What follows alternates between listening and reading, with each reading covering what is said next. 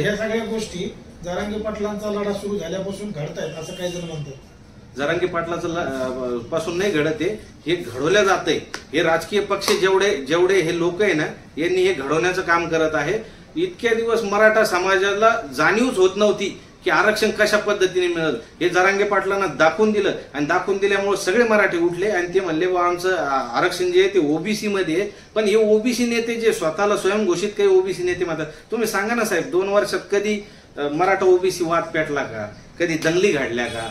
अहो, आम्ही त्या गोष्टीचं समर्थन करत नाही असं जर कोणी चिथावणीखोर जर वाक्य हे करत असेल तर जरांगे पाटील यांनीही कधी बाजू घेतली नाही आणि मराठा समाजातल्या कुठल्याही बांधवांनी कधीच अशी मागणी बाजू कोणाची घेतली नाही। त्याच्यामुळे तुम्ही कशावरून मानता की मराठा ओबीसी वाद पेटला? गाव खेड्यात 90% मराठा आहेत, त्यासोबत ओबीसी, दलित, धनगर, बंजारा, आदिवासी 18 पगड जातीचे गुण्यागोविंदांना ते एकाच गाडीत बसून तीन जण 3 जातीचे बसून जातात।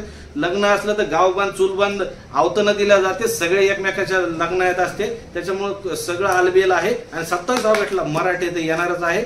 मुस्लिम, दलित, धनगर, बंजारा, आदिवासी 18 पगड जाती आणि 12 बलुतेदारचे लोक मुंबईला येणार आहेत। ते तुम्ही पश्चिम महाराष्ट्राच्या दौऱ्यात तुम्ही बघितलेलं आहे, मीडियावर बघून घ्या की सर्व जाती धर्माच्या लोकांनी पाठिंबा दिलेला आहे आणि मनोज जरांगे पाटील यांच्यासोबत आता पुन्हा मराठवाड्याचा राहिलेल्या 2-4 जिल्ह्याचा आम्ही पुन्हा दौरा करून मुंबईला 6 कोटी मराठी येणार। शेवटचा प्रश्न,